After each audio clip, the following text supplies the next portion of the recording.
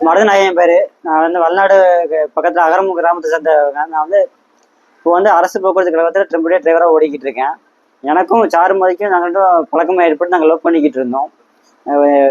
23 எலெக்ஷனுக்கு நான் ஊருக்கு வந்திருந்தேன். எலெக்ஷனுக்கு ஓட்டு போட்டு ஊரில் இருக்கும்போது அங்கே இருந்தேன். ஊரில் இருக்கும்போது என்னை வீட்டில் வந்து பெற்றவங்க மது பழக்கம் இருக்கிறதுனால என்னை கொண்டு இந்த தூத்துக்குடியில் உள்ள நிஷா ஃபவுண்டேஷனில் வந்து சிகிச்சைங்க அட்மிஷன் போட்டு என்னை சேர்த்து விட்டாங்க. இங்கே சிகிச்சை பெற்றுக்கிட்டு இருக்கேன்.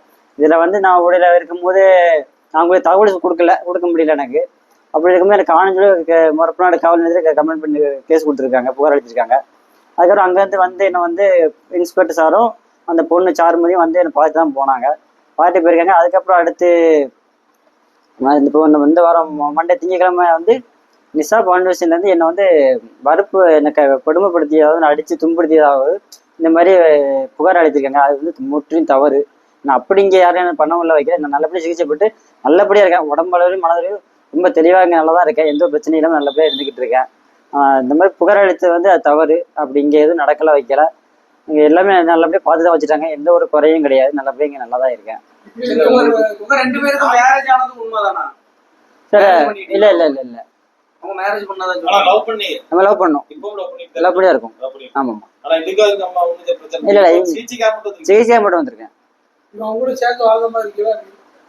அது வெளியே போய் ட்ரீட் முடிச்சு வெளியே போய் நாங்கள் பார்த்து ஃபேமிலி வச்சு பார்த்துக்கிறோம்.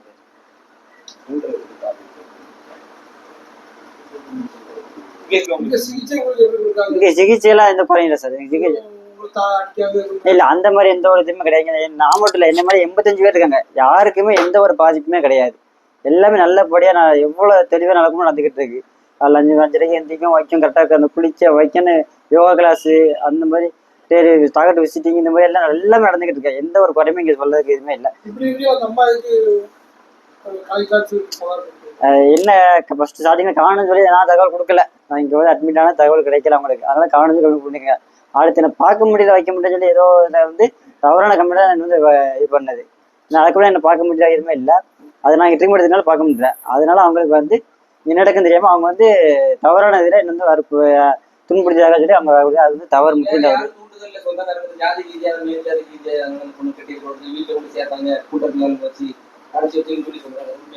இல்ல இல்ல அப்படிலாம் இல்ல.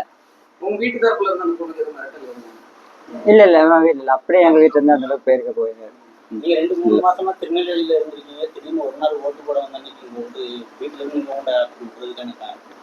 எனக்கு மது பழக்கம் இருந்துச்சு. அது வந்து அதனால எனக்கு உடல்நிலை பாதிக்கப்படுதுன்னு சொல்லி என்ன வந்து வீட்டுல வந்து சுத்திட்டு 2-3 மாசமே ஊர்ல இல்ல திருநெல்வேலியில தானே இருந்தேன். ஆனா எப்படின்னா திருநெல்வேலி ஃபுல்லா திருநெல்வேலி வீட்டுக்கு வர போக இப்படிதான் இருக்கேன். ஒரே இதா இருந்தேன். வர வைக்க இருந்துகிட்டு இருக்கேன். இப்போ இங்க வந்த மது பழக்கம் உங்களுக்கு என்ன பழக்கம் இருக்கா? திருப்பி விலைக்கு அடிக்கிறதுக்கு இல்ல இல்ல இல்ல மது பழக்கம் எனக்கு இல்லை. அந்த எண்ணமே கிடையாது.